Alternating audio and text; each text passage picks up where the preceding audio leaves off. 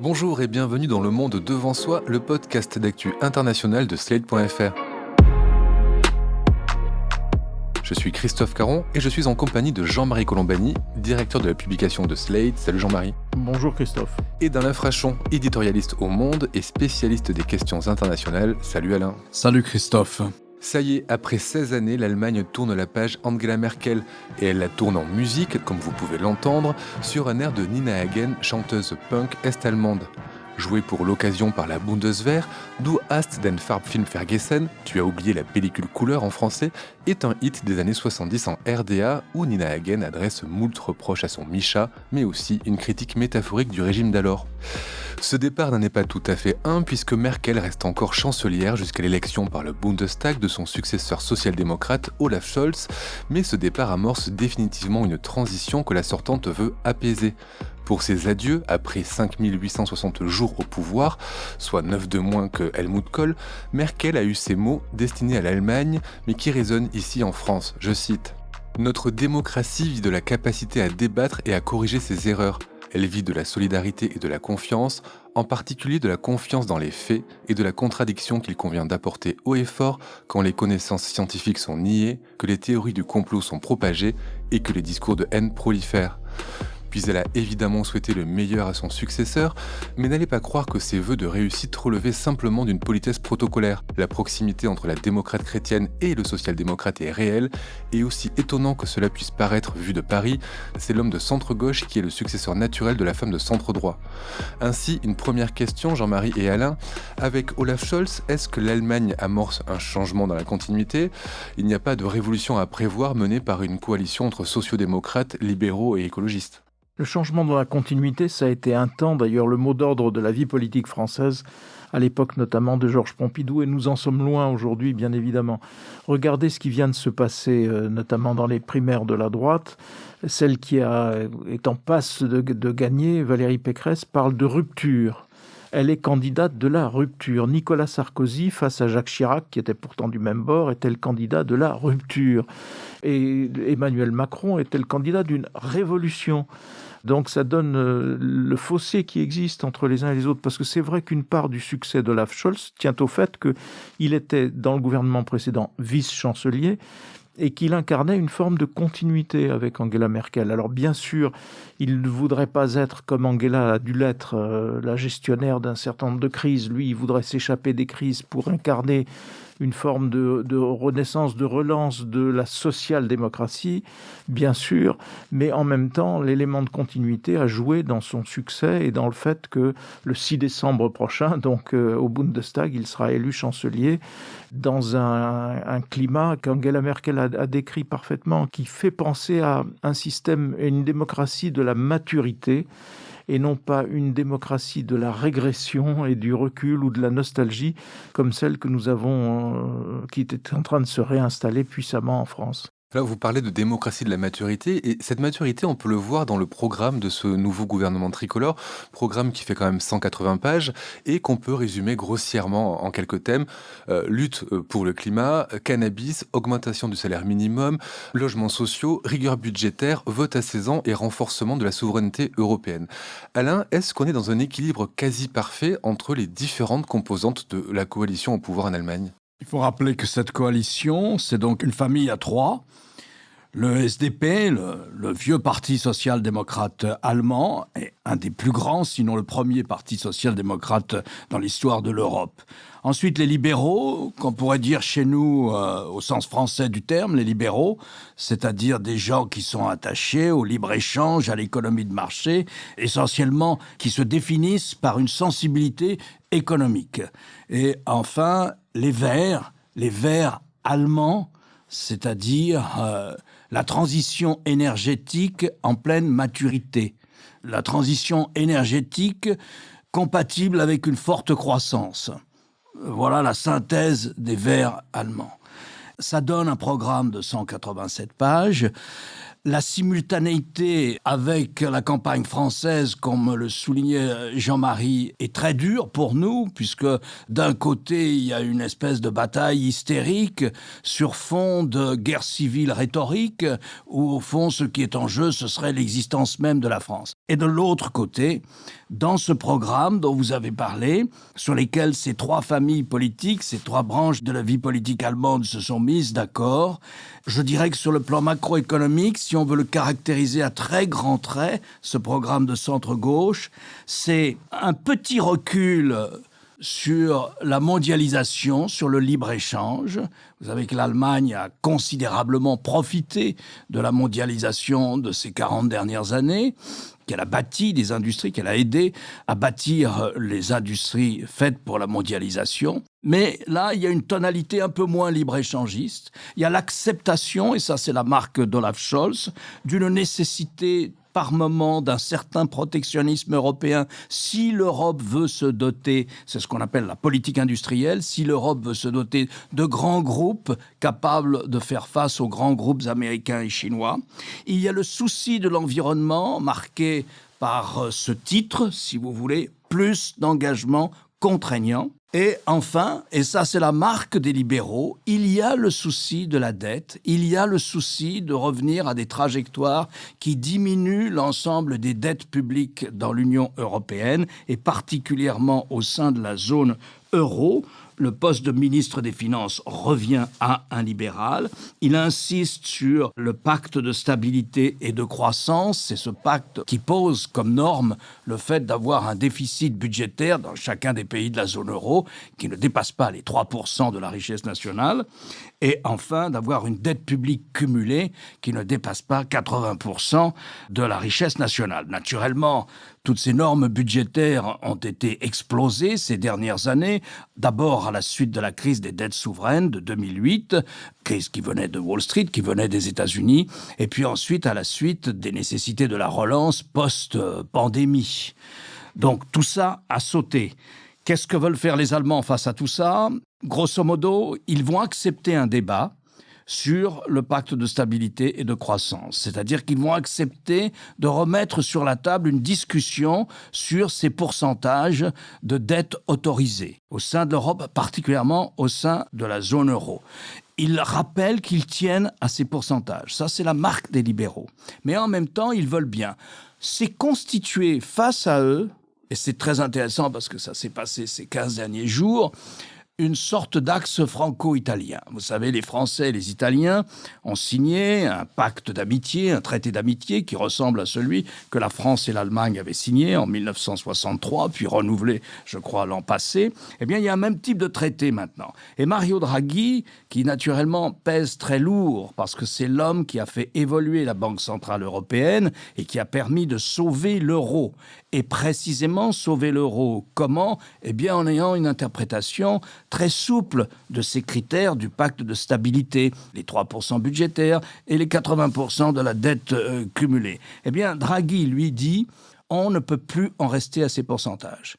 Et donc, vous avez en ce moment, face à l'Allemagne, sur cette question clé, cette question importante, une sorte d'axe franco-italien qui est d'autant plus fort qu'il y a Mario Draghi dedans. Voilà, je dirais, le profil macroéconomique. Ce n'est pas une rupture, ce n'est pas une révolution. On n'est pas dans les délires rhétoriques, dans l'emportement lyrico-rhétorique qui caractérise la vie politique française. On n'est pas dans le pessimisme, on est dans le réalisme et on pose les jalons pour la croissance future de l'Union européenne.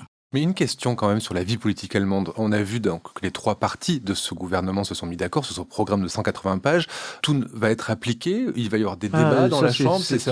C'est une des grandes caractéristiques allemandes, c'est qu'ils mettent beaucoup de temps. Et là, ça a été très rapide, puisqu'ils ont mis 2 mois à constituer ce programme de 180 pages et quelques.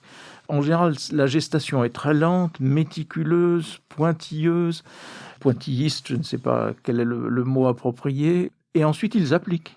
Ensuite, ils déroulent leur programme.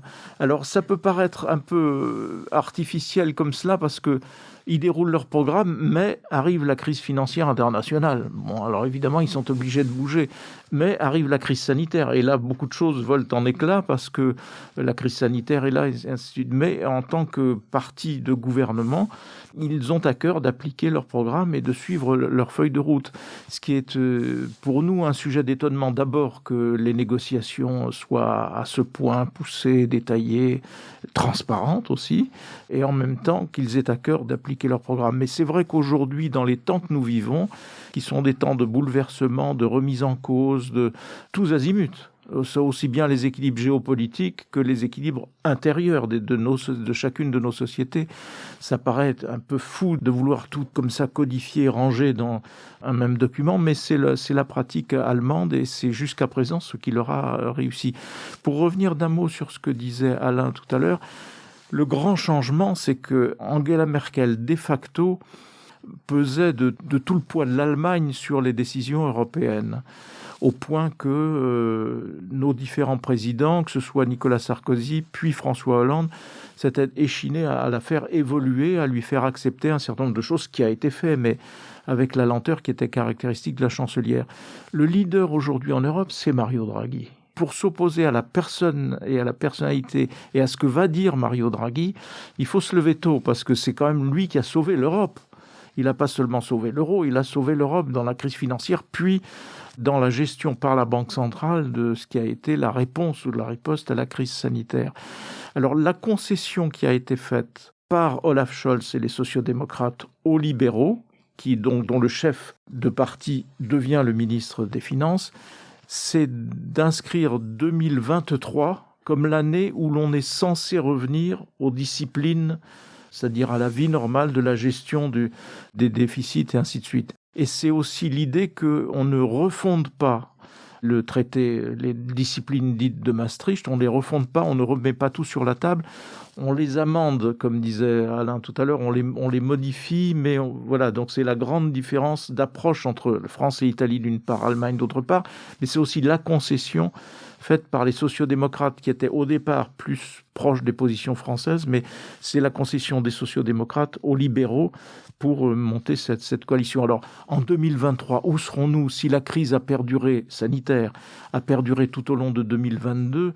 Je ne pense pas que les disciplines puissent être rétablies comme ça d'un claquement de doigts dès 2023. Mais néanmoins, c'est à cela que s'attendent les dirigeants allemands. En tout cas, c'est ce sur quoi ils ont scellé leur accord. Alors, vous l'avez sans doute remarqué, quand j'ai égrené les points forts du programme de ce gouvernement tricolore, il y a un thème qui manque et pourtant qui est central dans le débat français actuellement, c'est le thème de l'immigration.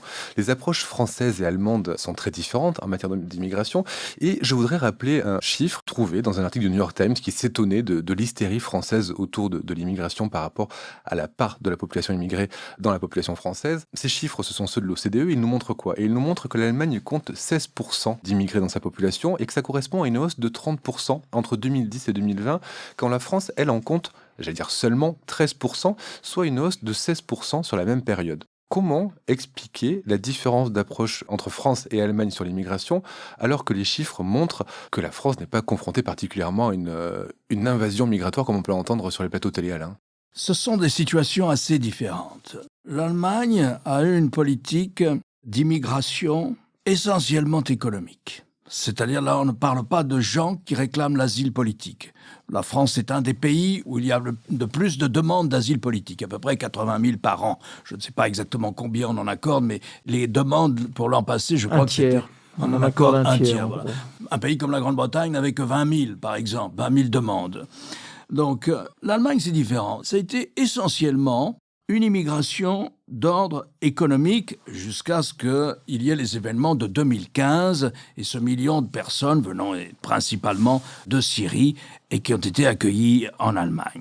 C'est une immigration économique et qui vient quasiment d'un pays qui domine l'immigration en Allemagne, c'est la Turquie. Un chiffre, Alain, je vous laisse reprendre. Les proportions en termes d'immigration, les premiers sont les Polonais avec 12% de la part d'étrangers, puis effectivement suivi de très près, comme vous dites, par la Turquie, 10%, et puis des Russes à 8%. Je ne mets pas les 12% de Polonais parce que ça, c'est de l'immigration intra-européenne. Bien Et sûr. donc, depuis le marché unique, les 4 libertés, etc., je ne parle que de l'immigration extra-européenne. Elle est majoritairement économique, elle est majoritairement turque. Vous entrez avec un contrat de travail pour 5 ans et après vous partez. Et vous partez effectivement. Le pourcentage de reconduite à la frontière est très supérieur à ce qu'il est chez nous. C'est plus difficile de rester en situation illégale. Deuxième caractéristique assez différente de la nôtre, c'est qu'il n'y a pas de réunion des familles. Donc, les femmes et les enfants ne viennent pas. Donc, vous voyez, c'est déjà une caractéristique très différente. Mais ensuite, il y a eu au fur et à mesure une politique de naturalisation. C'est-à-dire que l'accès à la nationalité allemande a été facilité et vous voyez maintenant au Bundestag ou ailleurs dans la vie politique des Allemands qui sont d'origine turque. La caractéristique du programme dont vous avez parlé, mais là c'est au titre de proposition, c'est d'aller vers une politique beaucoup plus accueillante. On trouve une approche extraordinairement réaliste de l'immigration qui consiste à dire, je lis, il faut accepter que nous serons un pays d'immigration, que nous sommes et que nous continuerons à être un pays d'immigration et que nous en avons besoin sur le plan de la démographie compte tenu de la rapidité du vieillissement de la population allemande. Il nous faut à peu près 400 000 immigrés tous les ans ou un solde positif qui fait qu'il nous faut 400 000 immigrés tous les ans avec des contrats de travail différents. Mais il faut faciliter l'accès à la nationalité et notamment nous voulons changer la loi sur un point qui permet à un immigré turc, par exemple, ou autre, d'acquérir la nationalité allemande sans renoncer à celle de sa naissance. Donc voilà, c'est quand même un profil d'immigration assez différent du nôtre à plein d'égards. Dans leur programme de gouvernement, il y a aussi les durées qui changent. Par exemple, aujourd'hui, il faut 8 ans de résidence pour prétendre à la naturalisation. Là, ils veulent ramener ce délai à 5 ans. Voire 3 ans. Ils mettent une limite d'âge à 27 ans. En dessous de 27 ans, on peut installer un délai de 3 ans, en effet. En même temps, on n'est pas dans des situations semblables parce que le ressenti en France n'est pas celui-là. Le ressenti en France, et c'est pour ça que le discours de Zemmour porte, et porte aussi sur les candidats de la droite, le ressenti, c'est celui d'une, entre guillemets, d'une invasion. François Mitterrand avait parlé un temps du seuil de tolérance, et donc dans un certain nombre d'endroits, le seuil de tolérance est dépassé. Dans la réalité, ça a été très bien dit d'ailleurs par le professeur Juvin dans les débats de la droite, dans la réalité, il y a des phénomènes locaux qui sont liés à des phénomènes de ghettoisation d'un certain nombre de métropoles. Donc c'est vrai que quand vous allez en Seine-Saint-Denis, alors le cri de on n'est plus chez nous, et donc ça c'est presque légitimement ressenti parce qu'il y a cette réalité sociale dans certains endroits à cause de ces phénomènes de ghettoisation. Sur le pourtour méditerranéen aussi, où là s'ajoute une hostilité assez franche à tous les gens qui viennent du sud de la Méditerranée, notamment d'Algérie, du Maroc ou de Tunisie. Donc on est dans une réalité qui est totalement différente. Et alors le grand paradoxe français, c'est que on n'a toujours que la comparaison avec l'Allemagne en tête dans les débats. Et l'Allemagne est censée toujours faire mieux, etc. On va s'apercevoir dans quelque temps que le million d'immigrés, d'exilés syriens et irakiens et kurdes, mais surtout syriens, accueillis par l'Allemagne à l'occasion de la crise migratoire de 2015, va être fondamental dans la puissance de l'économie allemande, dont on se dit toujours comment la rattraper. Mais on ne la rattrapera pas si on se prive de cette réflexion sur la démographie, parce que la démographie française, vers l'an 2035-2040, va décliner fortement. Donc un pays qui perd sa démographie s'affaiblit inexorablement. Un pays qui s'enrichit de populations diverses et variées se renforce. Et de ce point de vue-là, en France, on cite toujours les 30 glorieuses, mais les 30 glorieuses, on oublie toujours de citer un facteur clé dans les 30 glorieuses et dans la croissance de l'époque, c'est le 1,5 million de rapatriés d'Algérie qui arrivent, 1,5 million de personnes qui arrivent et qui permettent justement de consolider et de faire en sorte que ces 30 glorieuses existent. Alors simplement, aujourd'hui, il y a un problème évidemment avec l'islam. mais évidemment sur le pourtour méditerranéen, encore une fois, avec une difficulté à accepter une part non négligeable de la population soit d'origine arabe, en fait. Donc c'est ça la grande différence avec l'Allemagne. Alors que la politique de la chancelière, qui au départ avait été peut-être pas très comprise d'un certain nombre de secteurs de l'opinion, puisque l'AfD, le parti d'extrême droite, s'était dans un premier temps renforcé, et la réaction de la population allemande n'est pas du tout la même, et je pense qu'Alain peut peut-être en témoigner. Je veux dire, la réalité sociale allemande, dans l'accueil et dans l'appréhension de ces populations nouvelles, n'a rien à voir avec le discours officiel que nous avons en France. Ce qui s'est passé en 2015, je ne reviens pas sur la causalité immédiate, parce que je pense que la chancelière n'avait pas le choix. Les gens étaient aux frontières de l'Allemagne. Alors, si soit elle déployait la Bundeswehr, l'armée, et elle ceinturait de barbelés, mais ça veut dire à ce moment-là que comme les immigrés ne pouvaient pas revenir dans les pays qui n'en voulaient pas, de l'Union européenne, eh bien, on aurait eu une situation qui ressemble à celle qu'on a eue entre la Biélorussie et la Pologne, mais à la puissance 10 000, puisque là, il s'agissait de centaines de milliers de personnes. Donc je crois qu'elle n'avait pas le choix et qu'elle ne pouvait pas faire autrement que de le laisser entrer en Allemagne. Alors après, on peut discuter la manière dont ça s'est fait. Mais ce qui se passe ensuite, c'est que non seulement il y a l'État-providence à l'allemande, non seulement il y a en Allemagne une politique très sévère en matière d'acquisition de la langue. Un immigré doit apprendre et doit parler l'allemand, avec beaucoup plus d'heures qui sont consacrées à ça et financées pour cela par le gouvernement fédéral. Mais ensuite, vous avez deux facteurs qui ont joué, dont on ne parle pas assez, qui sont d'abord le rôle des églises. Les églises protestantes et les églises catholiques ont joué un rôle majeur dans l'intégration de ce flux de réfugiés. C'était souvent aussi des réfugiés chrétiens. C'était la première vague de gens qui véritablement, depuis 2011, ne supportaient plus la guerre, ne savaient pas dans quel camp se ranger, ne voulaient ni des islamistes ni de Bachar al-Assad, et voyaient que les villes étaient soumises à des bombardements et qui ont fui comme ça, parce qu'ils n'avaient pas vraiment d'autre choix. Et ces gens-là avaient souvent des diplômes, enfin professionnellement étaient des gens qualifiés. C'était un ensemble de gens plutôt jeunes, même s'il y avait des personnes âgées, des grands-parents, mais fondamentalement c'était un ensemble de gens plutôt jeunes. Donc les églises protestantes et catholiques jouent un rôle énorme dans leur immigration. Et puis ensuite, l'urbanisme est très souvent un urbanisme de maisons individuelles. Les gens ont été pris en charge par des familles. C'était assez exemplaire, les reportages qu'on pouvait lire ou voir à l'époque sur la manière dont ces gens ont été logés dès ce premier hiver. Le grand mouvement migratoire se passe au printemps et tout le monde a été logé pendant l'hiver. Il n'y a pas eu de sans-abri. Puis ils ont été répartis dans des familles volontaires pour les accueillir. Et ça s'est plutôt bien passé. Et je crois, je ne connais pas les pourcentages, là je les ai plus en tête, mais le nombre de ces gens-là qui ont intégré le marché du travail dépasse largement les 50%. Alors, est-ce qu'il y a eu des incidents? Est-ce qu'il y a eu des islamistes infiltrés? Oui, il y a eu quelques incidents, c'est vrai. Il y a eu des attaques au couteau, il y a eu quelques islamistes infiltrés. Mais par rapport aux centaines de milliers de personnes qui étaient représentées dans ce flux, il n'y en a pas eu. Et il n'y en a pas eu tant que ça. Et il n'y en a pas eu plus qu'en Grande-Bretagne ou qu'en France. Il n'y en a pas eu plus. Il y en a plutôt eu moins qu'en Grande-Bretagne et en France. Donc c'est une immigration qui me semble être plutôt réussie du fait d'un habitat qui n'est pas du même titre que nous, du fait du rôle des églises et du fait aussi de l'encadrement étatique au niveau du gouvernement fédéral comme au niveau des Länder et notamment de l'insistance sur l'acquisition de la langue. Pour la dernière partie de cet épisode du Monde devant soi, je voudrais qu'on parle de politique étrangère, puisque c'est le cœur de notre podcast. Le gouvernement tricolore s'inscrit clairement dans le renforcement de la souveraineté de l'Union européenne. Je l'ai dit plus tôt, Alain, vous nous avez expliqué qu'il y avait en matière budgétaire une volonté de retourner vers moins de dettes. Mais au-delà de ça, au-delà de l'aspect économique, quelles sont les positions qu'on peut prévoir? J'imagine qu'ils vont essayer de s'opposer de plus en plus aux régimes illibéraux, comme la Hongrie ou la Pologne, et promouvoir de plus en plus les valeurs de droits de l'homme de l'Union. Sûrement, je pense que c'est un des grands axes de ce que sera la politique allemande. Là où on va avoir quelques difficultés, c'est qu'ils sont tout à fait d'accord pour ouvrir des discussions, pour engager des discussions, mais ils ne vont pas jusqu'à adhérer aux thèses françaises.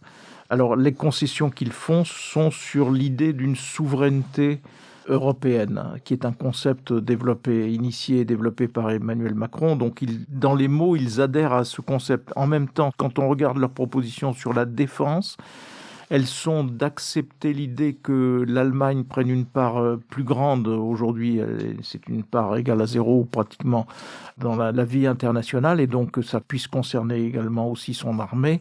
Mais ça ne va pas très loin par rapport à ce que souhaiterait la France, qui voudrait aller vers l'édification d'un véritable pilier européen aux côtés de l'OTAN. Donc il y aura des discussions stratégiques entre les deux pays, mais pas seulement entre les deux pays, comme l'a dit Alain tout à l'heure, ce sera entre la France d'un côté, l'Italie et la France. L'Italie et la France d'un côté, l'Allemagne de l'autre, avec évidemment tous les autres qui se mélangent. Mais c'est vrai que l'accent aussi sera mis sur l'équilibre des pouvoirs, sur l'indépendance de la presse, sur l'indépendance de la justice, qui sont bafoués objectivement en Pologne comme en Hongrie. Si on regarde certaines des formulations, il y a des formulations que les Allemands doivent être à peu près les seuls à employer en ce moment en Europe. C'est-à-dire qu'ils se déclarent ouvertement pour plus de fédéralisme. Chez eux, le débat ne porte pas sur le point de savoir si le droit européen doit l'emporter sur le droit national. Il y a d'ailleurs un arrêt de la Cour supérieure de justice en Allemagne qui considère que le droit allemand, dans tel et tel domaine qui ne figure pas dans le tronc commun communautaire, que le droit allemand l'emporte sur le droit européen, ou ce qu'il peut y avoir de droit européen. Non, ils ne rentrent pas dans ce débat, ils réclament plus de fédéralisme. Ils sont prêts, disent-ils, à modifier les traités pour aller vers un État fédéral européen. Et ils sont prêts notamment, vous savez, dans l'Union européenne, il y a 2 grands corpus de matières. Il y a les matières qui font partie du tronc commun européen, c'est essentiellement la vie économique et commerciale, et celles-là, on décide à la majorité qualifiée, pondérée selon la population, etc. Mais on décide à la majorité en ce qui concerne de ce qu'on appelle le domaine communautaire. Et puis il y a tout le reste, la politique de défense, la politique étrangère, etc. et d'autres choses. Là, ce n'est pas dans le domaine communautaire stricto sensu. Et là, on décide à l'unanimité. On dit n'importe quel pays a un droit de veto, que ce soit Chypre, Malte, peu importe. Mais donc, c'est difficile de faire des progrès dans tous ces sujets-là. C'est pour ça qu'on les met sur la table depuis 30 ans. La politique de défense et de sécurité, une politique étrangère commune. Mais tout ça étant soumis à la règle de l'unanimité, ça n'avance pas beaucoup. Alors, dans le programme, il y a comme ambition d'étendre le domaine des majorités qualifiées, notamment dans ces secteurs-là qui n'appartiennent pas au front communautaire. Après, je crois qu'il faut faire attention parce que, si vous voulez, cette coalition accepte que l'énergie en Allemagne, l'énergie dont dispose la puissante industrie allemande, vienne à près de 40% de la Russie.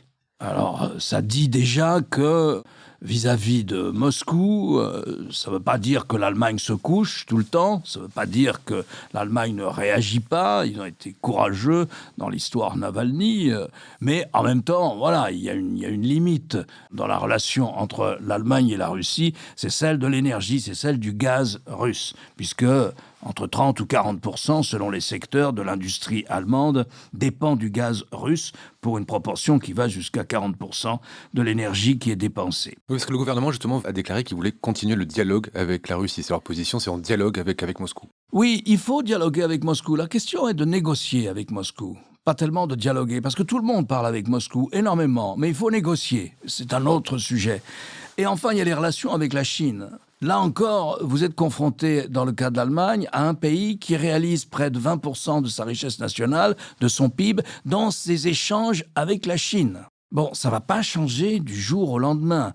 La politique étrangère de l'Allemagne, elle s'inscrit dans cette double contrainte, c'est-à-dire une très forte dépendance vis-à-vis de la Russie pour ce qui concerne son approvisionnement énergétique et une très forte dépendance au marché chinois, notamment pour le secteur de l'automobile allemande. Donc il ne faut pas s'attendre non plus à des bouleversements en ce qui concerne les relations d'Allemagne avec ces 2 grands pays, avec ces 2 grands pôles. Ce que dit Alain me fait penser que l'industrie allemande, automobile allemande, est très impliquée en Hongrie et qu'on a souvent expliqué la mansuétude des Européens, notamment du PPE, le Parti populaire européen, qui est majoritaire au Parlement européen et dont fait partie la CDU, c'est-à-dire le parti qui a gouverné l'Allemagne, On a longtemps expliqué cette mansuétude précisément par l'implantation des industries automobiles allemandes en Hongrie. Ça devrait quand même bouger un petit peu. Et puis il y a un élément central dans ces discussions qui est, Alain y a fait allusion tout à l'heure avec l'histoire du fédéralisme, mais qui est plus pratiquement le fait que l'Europe aujourd'hui, c'est très exactement une coalition d'États-nations. C'est dû essentiellement à l'inflexion donnée par le couple Chirac-Schröder, qui est donc la prime à l'intergouvernemental, c'est-à-dire ce sont les gouvernements qui décident. Quand on met en cause l'Europe aujourd'hui, l'Europe pour je ne sais quoi, il faut s'adresser au gouvernement parce que c'est les gouvernements qui décident, et notamment, principalement, les gouvernements français et allemands. La doctrine dans l'accord de gouvernement sociodémocrates, libéraux, verts, en Allemagne, il y a l'idée qu'il faut réintroduire de l'intracommunautaire plutôt que de l'intergouvernemental, c'est-à-dire de redonner aux institutions européennes une marge de manœuvre et de propositions, notamment qu'ils ont perdues, qui étaient fortes au temps du Kohl-Mitterrand-Delors, où Delors, sous l'impulsion de Jacques Delors, il y avait une très forte impulsion qui venait des institutions européennes. Aujourd'hui, les institutions européennes sont le bras armé des gouvernements. Donc, dans la théorie, ou en tout cas dans l'accord de gouvernement qu'il y a en Allemagne, il y a l'idée qu'il faut redonner de la marge d'autonomie, de la marge d'initiative aux institutions européennes et évidemment notamment à la Commission. Un mot pour revenir sur ce que vous disiez sur l'Allemagne et la Chine, et effectivement sur ce jeu d'équilibriste que va devoir avoir Berlin. Le gouvernement a été assez vague sur le sujet, mais ils évoquent une coopération dans la mesure du possible sur la base des droits humains et du droit international en vigueur. Donc les affaires d'abord. Merci messieurs pour ce panorama sur le futur de l'Allemagne. Avant de vous quitter, un mot pour signaler aux auditeurs que le photoreporter Robin Tutange, que vous avez entendu dans notre épisode consacré au Covid en Inde, a remporté le prix 2021 de l'Association de la presse diplomatique française pour son travail en Inde justement, dont ses reportages publiés sur slate.fr, dont vous trouverez les liens dans la description de cet épisode. Alain, je rappelle votre chronique hebdomadaire chaque jeudi dans Le Monde et sur lemonde.fr, et cette semaine vous signez un excellent édito sur le régime chinois face au cas Peng Shuai. Jean-Marie, je rappelle votre participation hebdomadaire le jeudi aussi à l'émission Politique sur France 24. Merci messieurs et à la semaine prochaine.